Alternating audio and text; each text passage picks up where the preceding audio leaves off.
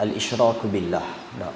Perkara-perkara syirik dan pandangan Islam terhadap perkara-perkara tersebut.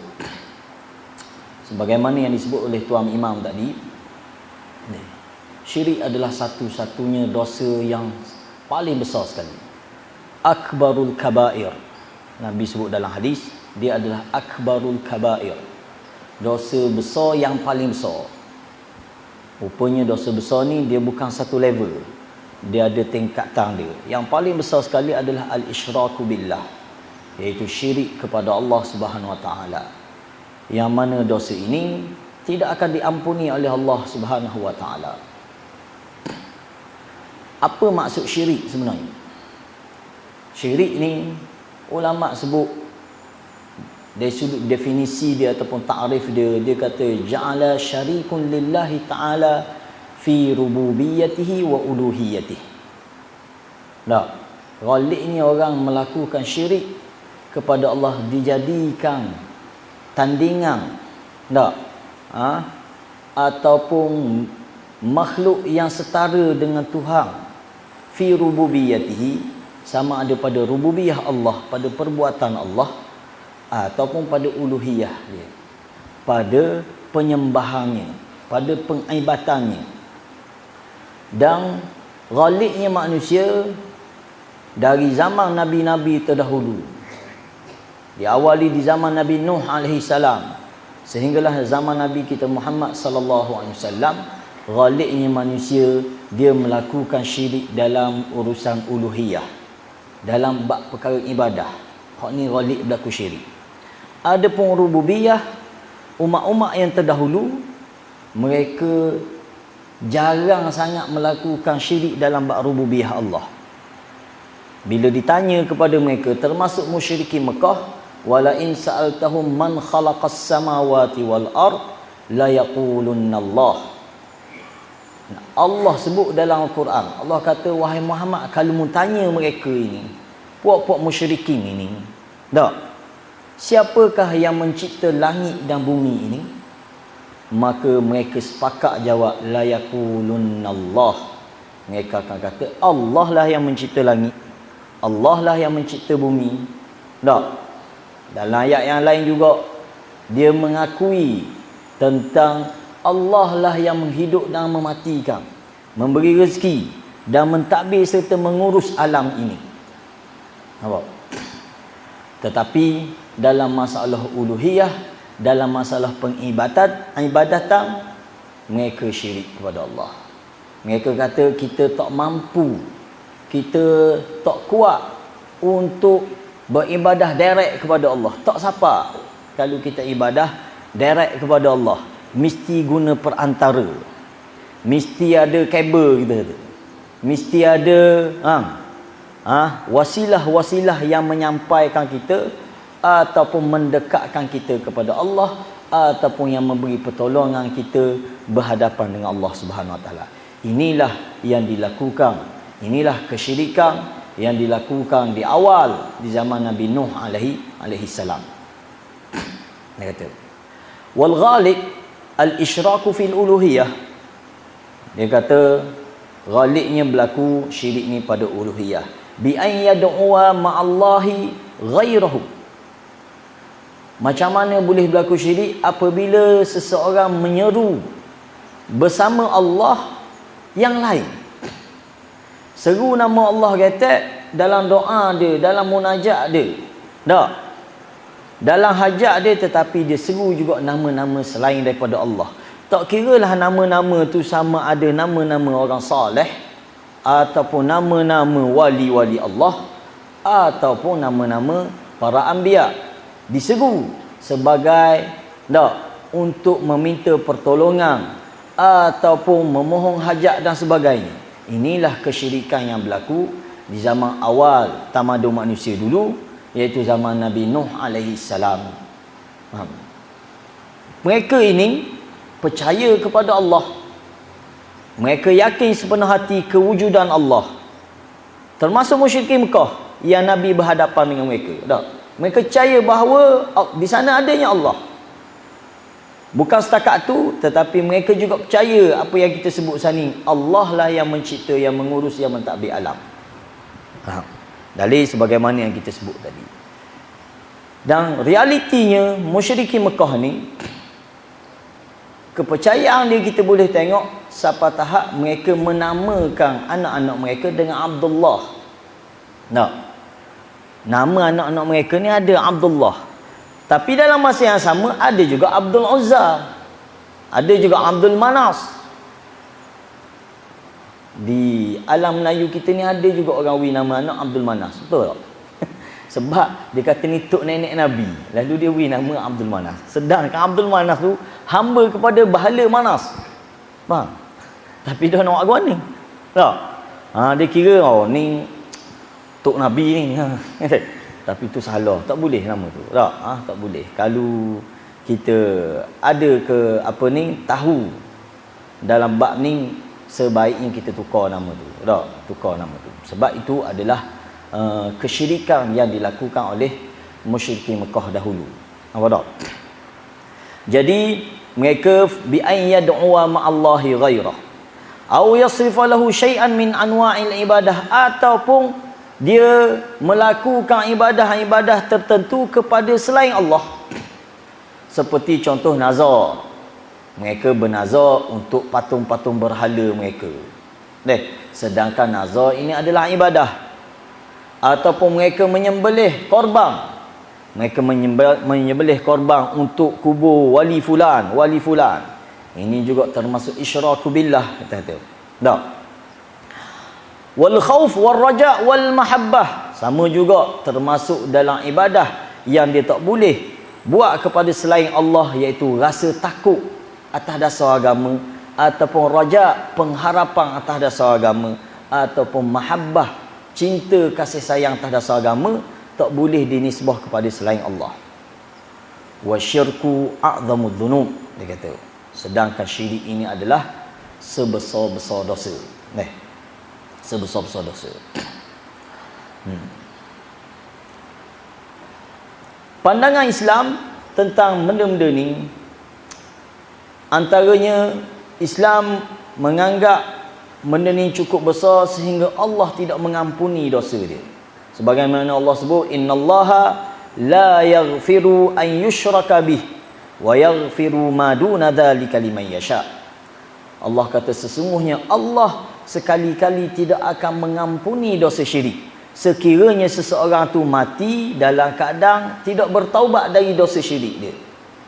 Faham? Kalau dia buat dosa syirik tetapi sebelum mati dia sempat bertaubat, ini tak, Allah akan beri pengampunan untuk dia sekiranya taubat dia tu menepati syarat lah. Tak? Tapi kalau seseorang dia buat syirik lalu dia mati dalam keadaan tak sempat bertaubat, hak inilah yang dimaksudkan oleh ayat, Allah tak akan beri pengampunan. Tak? Bukan setakat tak beri pengampunan, malah sebarang syafaat pun tak dapat membantu dia. Sebarang syafaat pun tak dapat membantu kerana dosa syirik yang dilakukan. Dan Allah sebut juga dalam ayat ni, wa yaghfiru ma duna dzalik. Tetapi dosa-dosa selain daripada syirik, ada kebarangkalian untuk Allah beri pengampunan. Ada. Sebesar mana pun dosa itu, selain daripada syirik, Allah beri peluang untuk dia mendapat pengampunan. Di bawah masyiatillah, di bawah kehendak Allah. Sekiranya Allah berkehendak memberi pengampunan, Allah ampun. Sekiranya Allah berkehendak untuk azab dia, Allah azab. Tetapi orang lagu ni, dia tidak akan kekal dalam neraka Allah. Tak? Selagi mana dia tadak dosa syirik ataupun dosa kufur yang terkeluar daripada Islam. Apa tak? Sebab tu kita kata benda ni terlalu besar. Oleh kerana tu para nabi, termasuk nabi kita Muhammad sallallahu alaihi wasallam, bersungguh dia menjelaskan benda ni seapalah para sahabat faham sungguh tentang syirik ni. Apa tak? Sehingga para sahabat faham sungguh. Bayangkan sahabat di zaman jahiliah dulu, mereka beriktikad dengan patung-patung berhala mereka. Mereka percaya sungguh. Tak? Habis mapuh kaki kita kata dia percaya kepada patung-patung ni. Setiap ibadah yang dia buat, baik haji, baik umrah, baik apa saja ibadah yang mereka lakukan, mesti diselitkan dengan keberkatan patung-patung. Bila dia tawaf Kaabah, di sekeliling Kaabah ni ada patung-patung berhala yang dipuja. Hak ni dia ambil berkat, hak tu dia ambil berkat, hak ni dia tawasul, hak ni dia macam-macam pasal. Bila dia sa'i antara bukit Safa dan Marwah, di sana ada juga patung atas dua bukit ini. Tidak sah sa'i melainkan mesti setuh juga lams. Patung yang ada di atas bukit Safa, patung yang ada atas di bukit Marwah. Sehingga di awal Islam, para sahabat bila nak melaksanakan ibadah haji dan umrah, tak ambuh buat sa'i di bukit Safa dan Marwah ni, kerana benci dengan patung yang ada. Lalu Allah turun ayat innas safa wal marwata min sya'airillah. Nah, kita pun bila kita buat manasik sa'i di bukit Safa dan Marwah, kita disunatkan sebut benda ni, innas safa wal marwata min sya'airillah. Dan Allah menafikan perbuatan-perbuatan syirik yang dilakukan oleh musyrikin Mekah dulu. Lalu Allah menyatakan ini adalah syiar dan agama yang Allah tunjukkan kepada Nabi Ibrahim alaihissalam dan diteruskan oleh Nabi kita Muhammad sallallahu alaihi wasallam. Jadi kita kata dosa syirik satu dosa yang tiada pengampunan untuk dia. Tak kiralah siapa pun dia. Baik dia ayah kepada seorang nabi, baik dia pak saudara kepada seorang nabi, kalau dia bawa dosa ini menghadap Allah, maka tak selamat dia. Contoh kita ambil Nabi Ibrahim, ayah dia tak mampu selamat, sedangkan dia adalah nabi besar, Abul Anbiya. Nabi Ibrahim ni digelar bapa kenabian. Boleh katakan nabi-nabi yang datang selepas pada dia semua dari keturunan dia belaka.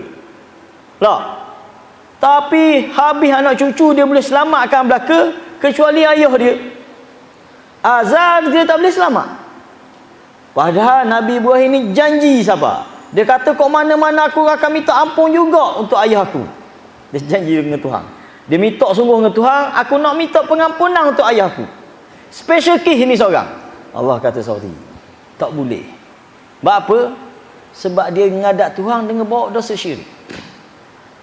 Tuan-tuan yang dirahmati Allah, syirik ni terlalu berat. Tak kira sama ada syirik besar ataupun syirik kecil. Setengah orang bila kita sebut syirik kecil, dia berasa kecil. Sedangkan syirik kecil dia termasuk dosa besar. Nampak tak? Syirik kecil ni dia dosa besar, cuma nama dia kecil. Sebab apa kecil? Sebab dia tak terkeluar daripada Islam. Hakikat dosa tu besar, merosakkan ibadah dia. Bukan setakat merosakkan ibadah, malah dia boleh merosakkan akidah dia, mencacatkan akidah dia kepada Allah Subhanahu wa taala. Nampak tak? Ini pandangan-pandangan Islam terhadap syirik ni. Nabi sallallahu alaihi wasallam 13 tahun pertama berdakwah di bumi Mekah, tak banyak setuh benda lain melainkan setuh tentang tauhid, tentang syirik. Dan atas dasar inilah musyrikin Mekah menentang Nabi sallallahu alaihi wasallam. Dia bukan menentang benda lain. Nabi kita tahu belaka bukan orang tak juruh. Orang Mekah respect perangai Nabi, akhlak Nabi. Betul tak? Dia kata tak adalah, Muhammad ni orang terbaik yang ada di Mekah. Maknanya dari sudut akhlak dia setuju angin dengan Nabi. Dari sudut ibadah, dia buat ibadah sama sebagaimana yang kita buat ibadah. Dia buat haji, dia buat umrah. Nampak tak? Walaupun ada tokok tambah lah, tapi atas nama stand umrah haji tu ada. Jadi amalan dia.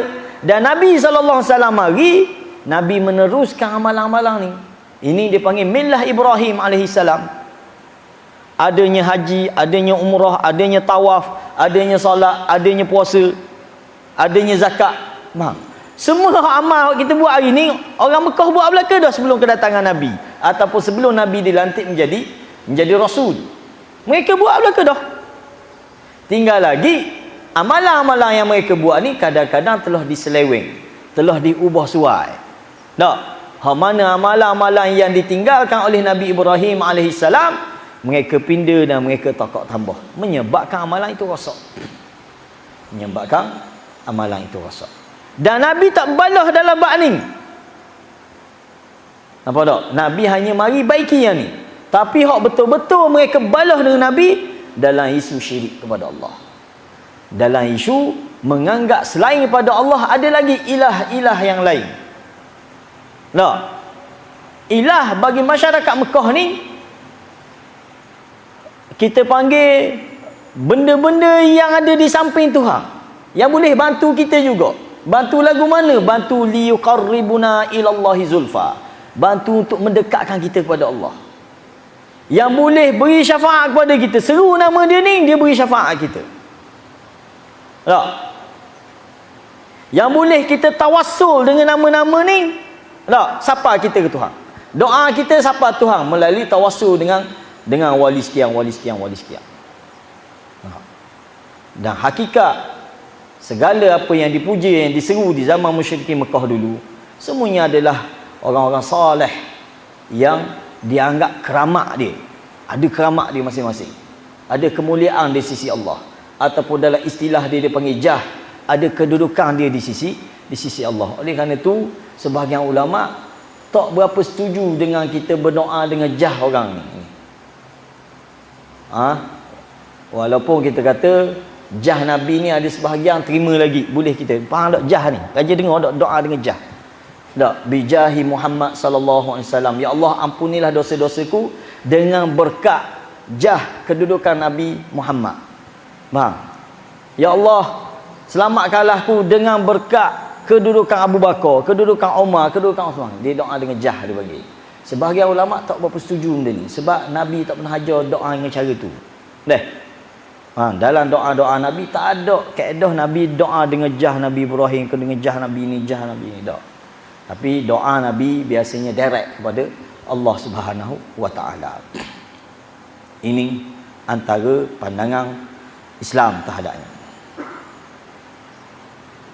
Antaranya lagi, berat tak berat syirik ini, Allah kata innahu man yusyrik billah faqad harramallahu alaihi jannah wa ma'wahu an-nar wa ma lidh-dhalimin min ansar. Al-Maidah. Allah kata sesungguhnya barang siapa yang syirik kepada Allah, maka Allah haramkan bagi dia syurga. Haram terus dia masuk syurga. Tak? Haram terus dia masuk syurga.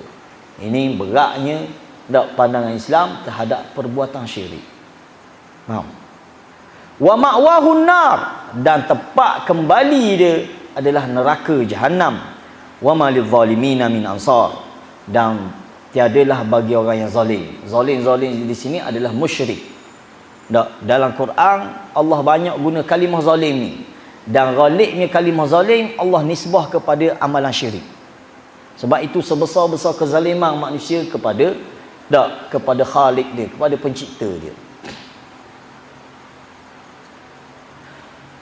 Lagi, syirik juga boleh menghapuskan segala amalan kita hak lepas-lepas. Banyak amalan baik yang kita buat, disebabkan dosa syirik, terbatal habis segala amalan. Allah sebut walau asyraku lahabita anhum ma kanu ya'malun. Kalaulah mereka melakukan perbuatan syirik selepas mereka mentauhidkan Allah, selepas mereka dah muslim, dah beramal soleh, Allah kata lahabita anhum ma kanu ya'malun, akan terhapus habislah segala amal yang dia buat. Saya zaman ngaji dulu, saya ngaji Kelantan, ngaji di Pulau Melaka dulu, dan pernah dengar almarhum Tok Guni Aziz dalam pengajian tafsir dia terjemah habitats, dia terjemah habitats a'maluhum. Terjemahan dia tu tak temu cari dalam, orang kata dalam kitab-kitab ataupun Quran terjemahan. Benda dia terjemah rebis.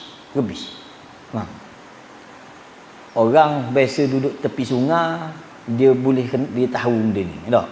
Bila mari banjir besar, roliknya tebing sungai ni, oleh kerana air derah mari, dia rebis habis tebing ni. Saya pernah tengok depan mata sendiri, kan?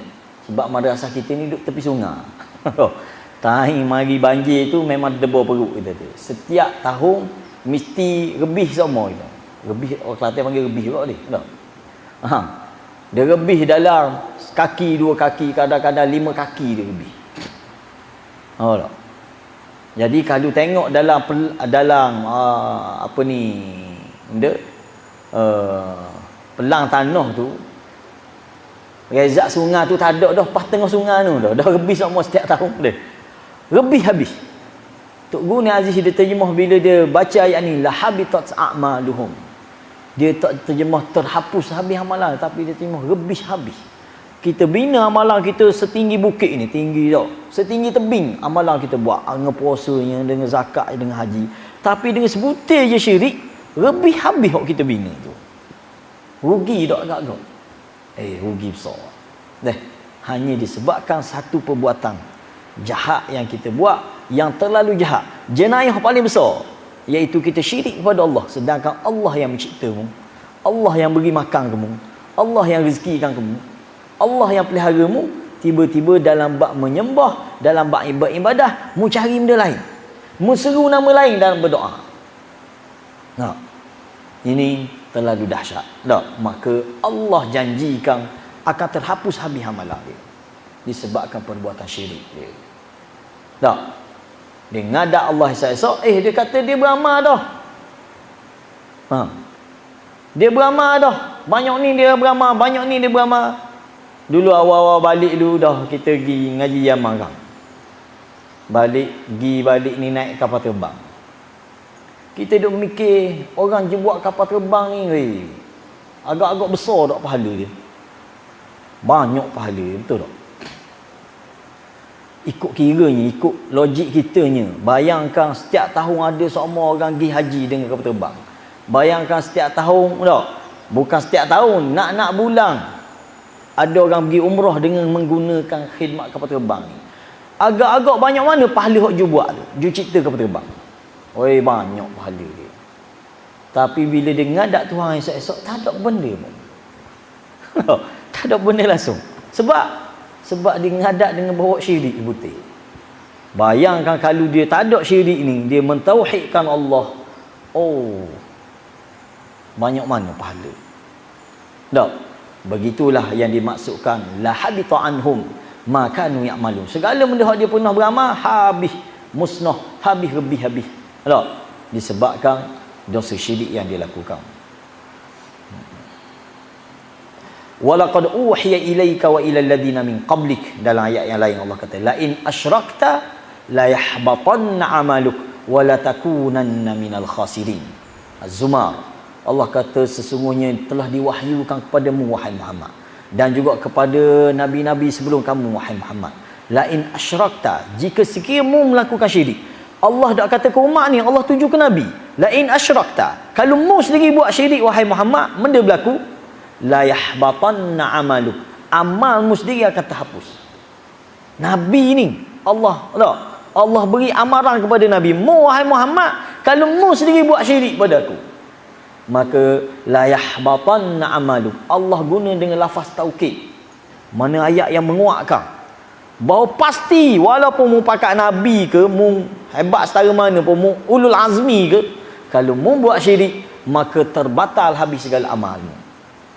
Wala takunanna minal khasirin, dan mu akan jadi orang yang paling rugi sekali di akhirat besok. Mu akan jadi orang paling rugi. Ni nabi. Tak? Menasabah tak nabi akan buat syirik? La, kita kata. Tak, tidak menasabah langsung, tapi ancaman Allah kepada nabi dan juga kepada ummah, bahayanya dosa ni.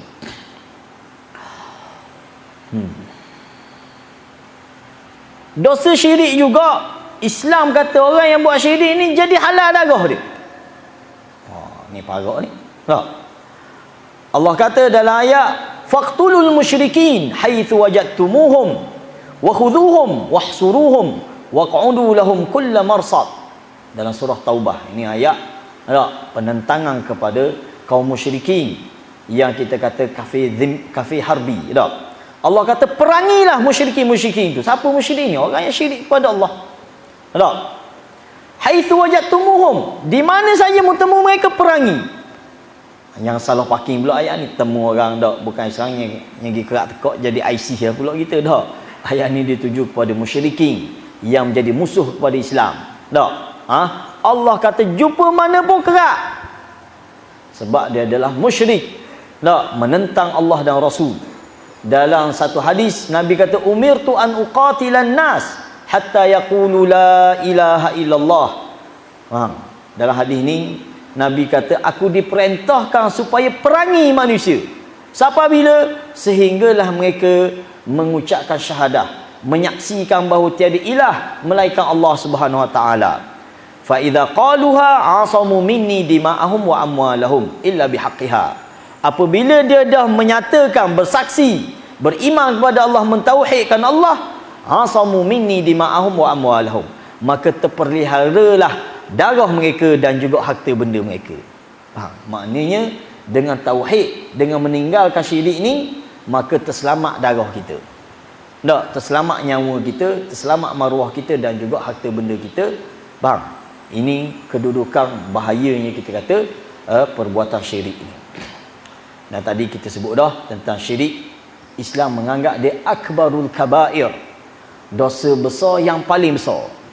Kita kena sebut begitu ke orang, biar dia reti, biar dia rasa takut. Dosa besar yang paling besar, akbarul kabair. Imam Az-Zahabi rahimahullah ta'ala disusun satu kitab, dihimpunkan segala jenis dosa-dosa besar. Dalam tajuk kitab dia Al-Kabair, himpunan dosa-dosa besar. Maka dosa pertama sekali dia letak dosa syirik kepada Allah. Dosa syirik kepada Allah. Nabi kata dalam hadis, ala unabbiukum bi akbaril kabair. Qulna bala ya Rasulullah. Qala al-isyraku billah wa uququl walidain ila akhir hadis. Nabi kata, nak tak kamu aku ceritakan, aku khabarkan kepada kamu dosa besar yang paling besar? Lalu para sahabat kata, bala ya Rasulullah, ya, kami nak dengar. Apa itu dosa besar yang paling besar? Nabi pun kata, al-isyraku billah. Yang pertamanya adalah syirik kepada Allah Subhanahu wa taala. Wa uququl walidain, dan selepas itu derhaka kepada kedua ibu bapa. Ni susunan dia. Susunan dosa-dosa besar ni yang paling besar sekali adalah isyraku billah. Isyraku billah.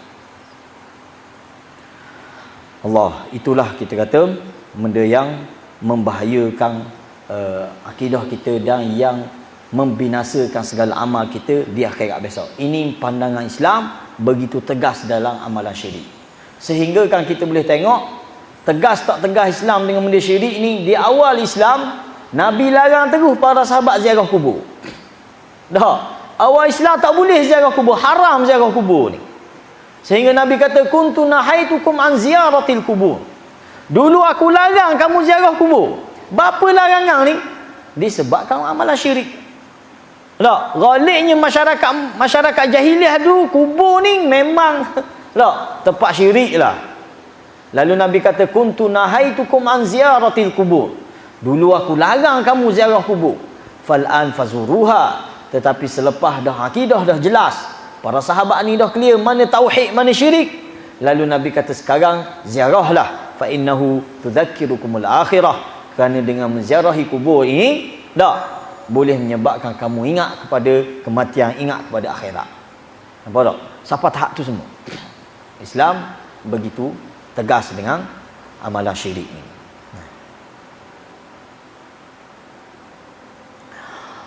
Okey.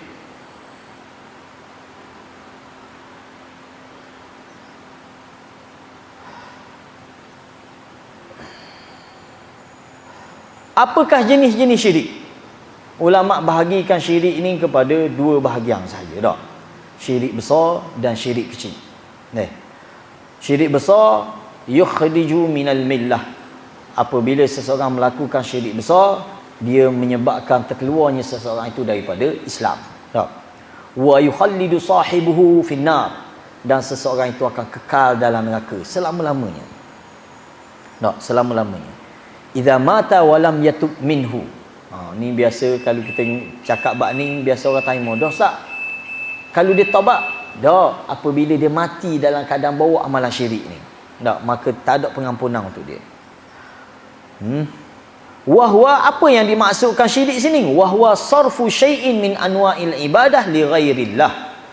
Kita lakukan mana-mana amal ibadat untuk selain Allah. Untuk selain Allah. Itulah syirik. Jangan kita anggap syirik ni hanya sembah tok pekong. Tak, puja patung bahala. Tak. Termasuk syirik adalah kita menyeru nama-nama lain. Dalam doa, kita seru nama orang lain. Sebab tu para ulama bincang, ada satu qasidah ataupun nasyid yang masyhur. Apa? Allah Allah arifna ya Rasulullah. Bang, aja dengar nasyid tu. Budak-budak kita berahi nasyid tak? Allah Allah arifna ya Rasulullah. Ucapan ni sekali tengok macam sedap, tapi kalau perhati molek, dia berkait dengan masalah tauhid dan juga syirik. Macam mana? Saya jelaskan. Tak? Ada ustaz-ustaz yang kata boleh sebut dengan alasan-alasan dia. Antara alasan dia kata, arifna ya Rasulullah ni maknanya minta tolong dengan Nabi. Tak, Allah Allah arifna ya Rasulullah. Tak, Allah Allah tolonglah kami wahai Rasulullah. Dia kata tak salah. Kenapa tak salah? Sebab dia kata kita minta tolong akhirat besok. Kan ada hadis yang kita biasa dengar, bila kita dibangkitkan di mahsyar besok, lalu Nabi kata istaghathu bil anbiya. Umat manusia, seluruh umat manusia dibangkit di mahsyar, lalu mereka pakat gi minta tolong dengan Nabi. Kan? Hadis yang panjang, mula-mula kita gi ngadap Nabi Adam alaihissalam. Istaghathu bi Adam, minta tolong dengan Nabi Adam, wahai Adam tolonglah kita ni. Nabi Adam kata aku tak boleh tolong. Aku ada dosa dengan Tuhan sekian. Nabi Adam kata pergilah ngadap Nabi Nuh, minta dengan Nabi Nuh. Gilah temu Nabi Nuh pun kata tak boleh tolong juga. Tak, gi ngadap Nabi Ibrahim pun kata tak boleh tolong, sehinggalah sampai Nabi kita Muhammad. Ini dipanggil istaghatsu bil anbiya. Mereka gi minta tolong dengan Nabi. Maka dengan hadis ni, ustaz-ustaz yang kata boleh ni, dia kata boleh tu kita minta tolong dengan Nabi akhirat besok. Kita kata kalaulah dengan bermaksud sekian, tak menjadi masalah. Tak, kita minta sining tapi minta untuk akhirat. Wahai Rasulullah tolonglah kami akhirat besok, dengan niat akhirat besok, tak jadi masalah. Yang jadi masalah, dia guna istilah tak, arifna ya Rasulullah dengan masalah kehidupan dia hari ni. Ini masalah. Contoh, dia kena nyakit ataupun ditimpa musibah, dia pun ya Rasulullah arifna. Contoh, tak, dia aksiden ke, rumah terbakar dia pun kata ya Rasulullah arifna ya Rasulullah. Salah tak salah? Syirik lah ni. Ni syirik ni. Dah hak ni lah perbuatan musyrikin Mekah dulu. Nampak tak? Dia tak seru nama Allah, tapi dia seru nama Rasulullah. Saya masa belajar di Yaman dulu, kita ada usrah kita dalam persatuan pelajar ni, kita buat usrah. Dan saya ada guru usrah saya. Dan kita rancang setiap hari Selasa kita akan keluar dakwah di Medan Tahrir. Ada satu tempat lah bandar di Sana'a ni, Medan Tahrir. Di sini ramai pelancong-pelancong. Kita pun keluar dakwah. Dakwah lagu mana? Kita speaking orang putih ni kita tak erti. Lalu cara dakwah kita bawa saklar-saklar tak? Kertas-kertas tentang pengenalan Islam dalam bahasa putih. Ada dalam masa dia ambil pusat dakwah lah, ada pusat dakwah di Sana'a ni, tak, dia agihkan secara percuma kertas-kertas ni, ada bahasa Cina, ada bahasa Korea dan macam-macam. Sebab kita sebut buat gitu tu sebab kita dengar seorang syekh dia cerita, tak, ada seorang orang Yaman lah, dia tak pandai cakap benda pun, tapi kerja dia bagi saklar je.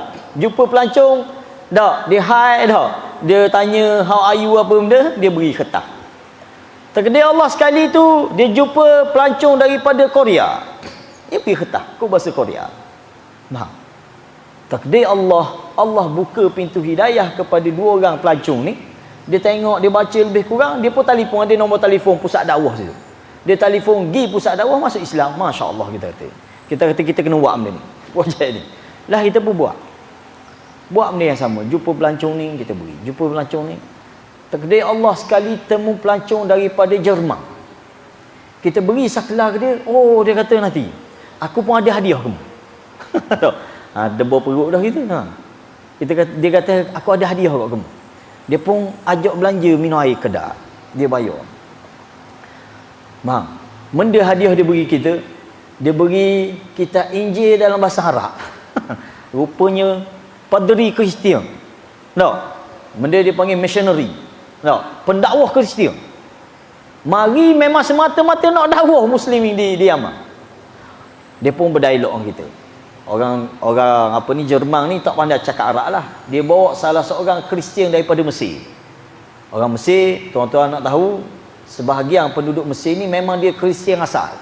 Qibti. Tak, dia Kristian asal. Kalau kita pergi Mesir tengok pakai jubah, dodos gatus sebeh dia tekuk besar, sebeh besar tu. Bukan Islam lagi tu. Jangan kata, oh ni Tok Syekh besar ni jangan pergi salam cium tangan pula. Sebab bapak Kristian tu. Kutus dia panggil, tak? Padri besar dia. Dia pakai jubah macam jubah Tok Syekh kita. Kalau dengan jubah Dr. Yusuf Qaradawi, jubah dia lebih kurang. Tengok. Cuma bezanya dia sebeh tekuk. Ini puak-puak padri Kristian. Jadi hak Mesir ni ju terjemah. Hak ni cakap dia terjemah. Hak ni cakap dia terjemah. Salah satu benda yang saya menarik, benda dia sebut. Dia kata aku ni padri Jerman tu tadi. Dia kata aku sebelum jadi padri ni aku seorang askar, dia kata. Khidmat sebagai askar dalam tentera Jerman. Pernah berlaku, dia kata di kamp kami ni, salah seorang kami ni kena rasuk jin. Kena rasuk. Kita ingat pak kita je kena histeria, dok. Kak dia ada kok. Kena rasuk ke jin. Dia kata hari ni aku nak cuba agama Muhammad. Dia ni maknanya seorang pengkaji jugalah. Aku nak cuba betul duk agama Muhammad. Dia buat agama. Dia seru nama Nabi Muhammad. Wahai Muhammad, jika mu betul, tolonglah kawan aku ni. Dua tiga kali dia seru, tak mari-mari tolong, dia kata. Apa tak? Lah lepas dia kata dah 2-3 kali dia seru nama Muhammad supaya tolong kawan dia ni, tak mari, dia kata. Dia pun seru nama Jesus. Sekali seru je, baik selalu hamba Allah ni. Dia kata inilah menjadi bukti bahawa agama Kristian lebih betul daripada agama Muhammad. Dah. Saya pun betul tahu dia. Saya kata Islam tak pernah mengajar umat dia bila ada masalah seru nama Muhammad. Dah. Kami seru nama Allah. Bang. Jadi masalah seolah-olah puak musyrikin, puak Kristian ni dia menganggap kita ni puja Muhammad macam dia puja Isa alaihissalam. Dan rupa-rupanya ada segelintir umat Islam yang faham lagu tu. Nampak tak? Dia seru nama Nabi Muhammad, dia seru nama Khaidir, dia seru nama Abdul Qadir Jailani. Macam-macam seruan selain pada Allah. Kita kata Islam tak pernah ajar lagu ni. Kami bila kami sakit, kami ada masalah benda, kami seru nama Allah. Dan Nabi Muhammad ni kita kata seorang Nabi, dia bukan Tuhan. Tak? Dia bukan Tuhan. Tak boleh kita seru nama dia. Ini syirik di dalam Islam kita sebut. Faham? Ini setara ni kefahaman dia. Jadi kita kata ini benda-benda yang mesti kita awasi dan jaga dengan betul-betul. Tak? Okey. Jadi itu yang dimaksud dengan kita beribadah dengan ibadah-ibadah tertentu kepada selain Allah. Itu antara syirik besarnya. Tak? Seperti lagi dia kata kaddu'a ghairullah tadi. Wa taqarrub bidzabaih, mendekatkan diri dengan menyembelih. Di Yaman saya pernah pergi satu tempat, dia time dia sembelih korban, dia akan sembelih di kubur wali dia. Tak? Dia akan sembelih di kubur wali. Benda kaitan. Kita kata sembelihan memang ibadah. Korban memang ibadah, tapi apa kaitanmu mesti sembelih mesti di kubur tok wali ni? Tidak lain melainkan dia mengagungkan wali ni. Dan ini ibadah. Korban. Tak, sembelihan adalah ibadah yang mesti dibuat kepada Allah sahaja. Fasalli li rabbika wanhar. Allah kata tak. Hendaklah kamu solat untuk Allah dan sembelihan korban pun untuk Allah. Tiba-tiba dia sembelih di kubur wali. Nah, ini berlaku. Wan nuzur, begitu juga bernazar li ghairillah, kepada selain Allah, minal kuburi wal jinni wasyayatin. Di kubur keramat sekian-sekian, kepada jin, kepada syaitan. Saya di Kemamang tu kita ada satu kampung nama dia Kijal. Kalau orang biasa gilah dak, Awana Kija Sehu situ dah. Kija ni ikut cerita orang tua-tua dulu, dia ada pokok besar, pokok Kija. Dan pokok ni tepat orang-orang Melayu kita dulu, dia panggil benda buang acok ke benda. Buang acok lah, bayar nazar lah. Sebab pokok besar. Khamak lah besar. Nampak? Kalau duduk tengah laut tu, sebelum nampak darat, nampak pokok ni dulu. Lalu pokok ni menjadi satu tempat pemujaan. Faham? Islam ni bukan kata Hindu, bukan kata apa ni. Tak, orang Islam kita. Tai sakit demam apa, dia kata kena buang acok sini baru selamat. Ini penyakit masyarakat kita dulu. Alhamdulillah, marinya para ulama-ulama kita, khususnya ustaz-ustaz yang baru balik pada Mesir, balik daripada Yaman, balik pada benda, menjelaskan tentang bahayanya syirik. Lalu alhamdulillah masyarakat kita tinggal benda ni. Tak, tinggal benda ni. Jadi itu saya tutup dengan syirik yang kedua, iaitu syirik kecil, iaitu la yakhruju minal millah. Siapa-siapa yang melakukan syirik kecil ini tidak menyebabkan dia terkeluar daripada agama, lakinnahu yanqusut tauhid, tetapi dia mencacatkan, merosakkan akidah tauhid kita. Tak. Wa huwa wasilatun ila syirkil akbar, dan dia menjadi wasilah penghubung kepada syirik besar. Jangan kita ingat buat syirik kecil ni dia habis situ. Tak. Dia akan kemuncak, dia pergi ke syirik besar. Contoh, ada Nabi sebut man 'allaqa tamiman faqad asyraka. Nabi kata siapa-siapa yang menggantung tangkal azimat, dia telah melakukan perbuatan syirik, Nabi kata. Tak. Dan para ulama dalam menafsirkan hadis ni, dia kata ni syirik kecil. Orang gantung tangkal azimat. Tak. Dia kata ni syirik kecil. Tetapi dengan syirik kecil ni, kalau dia i'tikad sungguh, dia memberi manfaat dan beri mudarat, dia boleh bawa kepada besar juga. Dia boleh bawa kepada besar juga. Faham? Kalau dia gantung sungguh-sungguh, dia kata tak pakai takar lah ni. Orang Melayu kita pun ada juga tak. Takar apa ni, kalau budak nangis lah, pakai gelang hitam tak. Kain benang hitam di tangan lah, ditekuk lah, di pinggang dan macam-macam. Saya pernah pergi rumah seorang, tukang urut lah, tukang urut. Depan rumah dia gantung kuda laut kecil tu kan. Kuda laut hak kering dah. Dia gantung dah, kita kata dah buat apa gantung dia kata jin tak masuk, dia kata. Allah, kita kata golek jin depan pintu tuan rumah dia. Dak. Jin mana nak takut? Apa ni? Kuda laut, dah lah bersatu kuda laut. Kering pula. Kalau kuda betul boleh tahan, kita kata. Ni kuda laut. Atas dasar dia kata nak halau jin. Masya Allah. Ada di kalangan orang, dia jadikan tangkal lazimat dia panggil khatam nubuwah, dia panggil. Kena ada khatam nubuwah. Cop kenabian. Dan benda ni tangkal kita tu. Nabi tak pernah ajar benda ni. Mari mana bentuk gitu cop kenabian. Dia buat bentuk 3 segi, tak? Lepas tu ada ayat apa? Innaka mansurun ke apa? Itu adalah tangkal, kita kata. Jangan. Sebab benda ni Nabi kata syirik, dan ulama letak syirik kecil. Tak? Hak terkini minta maaf sebutlah, tak? Kalau sekadar kita pakai saja tak apa, tapi kalau ada i'tikad bahawa capal Nabi, lambang capal Nabi, dianggap sebagai azimat juga, dianggap sebagai tangkal juga, penyelamat kepada benda dan sebagainya, ada dia sebut fadilat dia. Ini kita kata tangkal. Kalau sekadar dia kata ni selipar Nabi, kita muliakan selipar Nabi tu, kita tak ada hal lagi kita. Tapi sampai tahap dia kata benda ni boleh menyelamatkan sekian, dok kalau pakai di motor tak aksiden, ni tangkal, kita kata. Dan benda tu salah. Sebab Nabi sebut secara kaedahnya man 'allaqa tamiman faqad asyraka. Nabi kata siapa-siapa yang menggantung, meletakkan tangkal azimat ini sebagai penyelamat, sebagai pendinding, sebagai apa sahaja, maka dia telah melakukan perbuatan syirik. Faham? Jadi ini benda-benda yang kita kena awasi dan berhati-hati dengan perbuatan ini, tak? Termasuk dalam syirik kecil yang disebut oleh para ulama, iaitu dalam bentuk alfaz wal af'al, lafaz-lafaz dan juga perbuatan-perbuatan, seperti al-half bi ghairillah, kita bersumpah dengan selain nama Allah. Itu syirik kecil tadi. Tak, sumpah dengan nama Kaabah ke? Kalau budak-budak masa kita budak-budak dulu, dia sumpah dengan nama Tobak. Tobak aku tak buat.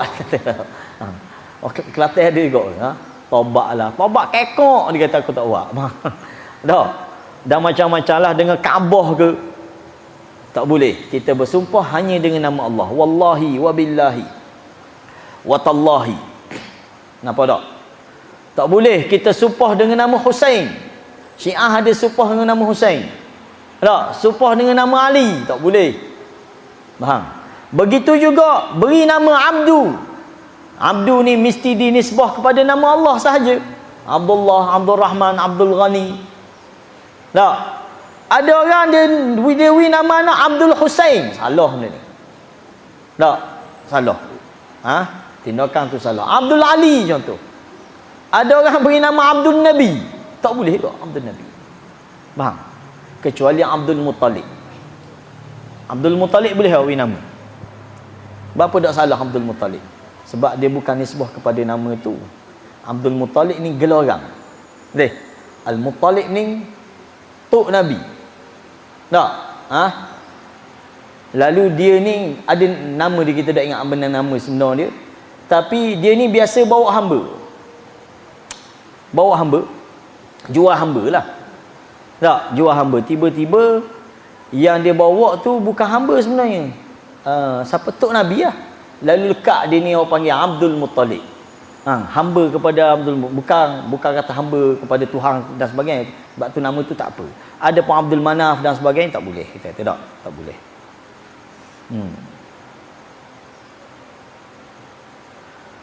Okey. Begitu juga orang kata Masya Allah wa syi'ta. Ini perkataan ni salah. Tak. Dengan kehendak Allah dan kehendakmu lah benda ni berjaya. Tak boleh kita sebut gitu. Kita boleh sebut kalau dalam bahasa Arab, tak. Masya Allah thumma syi'ta. Boleh, tak apa. Tapi dengan kita pakai kata dan. Tak. Kita orang Melayu tak cakap gitu kot. Agak ada. Tak. Masya Allah wa syi'ta. Salah kata tu. Itu syirik kecil. Tak. Dengan kehendak Allah dan kehendakmu berlakulah benda ni. Salah. Itu jadi syirik kecil. Kita kena sebut tak, Masya Allah thumma syi'ta. Dengan kehendak Allah, kemudian dengan tak, kehendakmu berlakulah benda ni. Boleh. Tu ucapan tu boleh.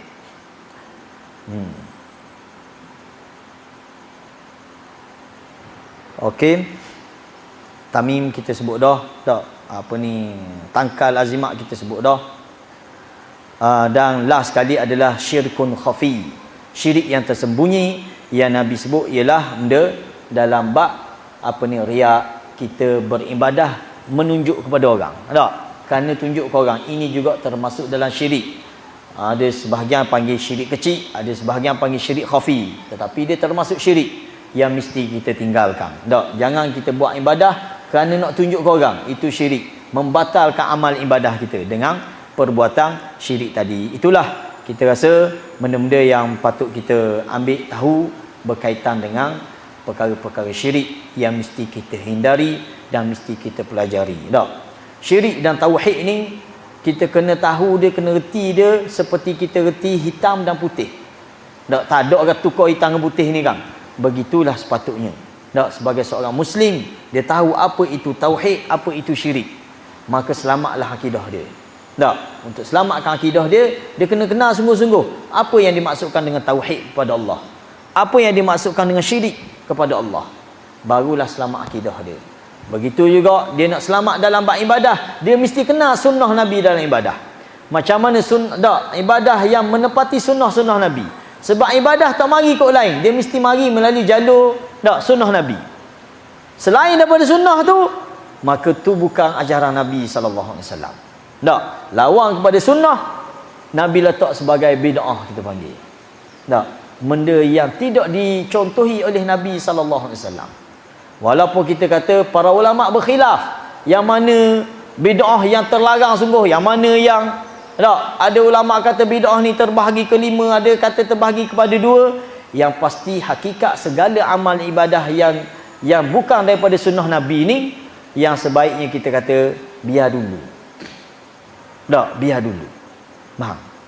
kita utamakan segala ibadah yang menepati sunnah Nabi, barulah selamat. Sebagaimana dalam bab tauhid dan syirik, begitulah dalam membezakan dalam bab ibadah ni antara sunnah dan bukan sunnah.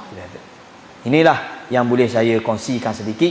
Moga-moga apa yang kita sebut ni menjadi panduan kepada kita dalam beragama, dalam mentauhidkan Allah, dalam kita berakidah. Tak, moga-moga Allah selamatkan akidah kita daripada akidah yang menyeleweng, terutama dalam bab syirik ini. Tak, dalam bab syirik. Dan moga-moga Allah panjangkan umur kita untuk bertemu dengan Ramadan. Sebagaimana Nabi ajar kepada kita satu doa yang mungkin kita jarang dengar, tapi ini adalah doa antara doa yang warid daripada Nabi sallallahu alaihi wasallam. Allahumma sallimna li Ramadan wa sallim Ramadan lana wa tasallamhu minna mutaqabbala. Hadis ni ada di dalam kitab, doa ni ada di dalam kitab-kitab hadis yang mana Nabi sebut apabila menjelang Ramadan. Jadi kita perbanyakkan doa ini dan moga-moga Allah beri kesempatan untuk kita memperbanyakkan amal ibadah di bulan Ramadan nanti. Sekadar tu, subhanakallahumma wa bihamdika asyhadu an la ilaha illa anta astaghfiruka wa atubu ilaik. Wassalamualaikum warahmatullahi wabarakatuh.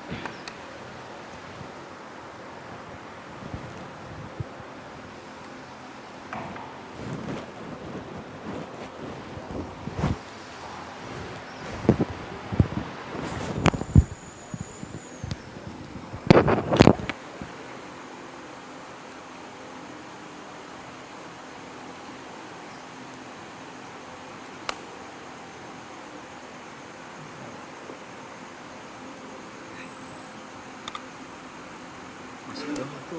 Masuk dah waktu. Masuk dah.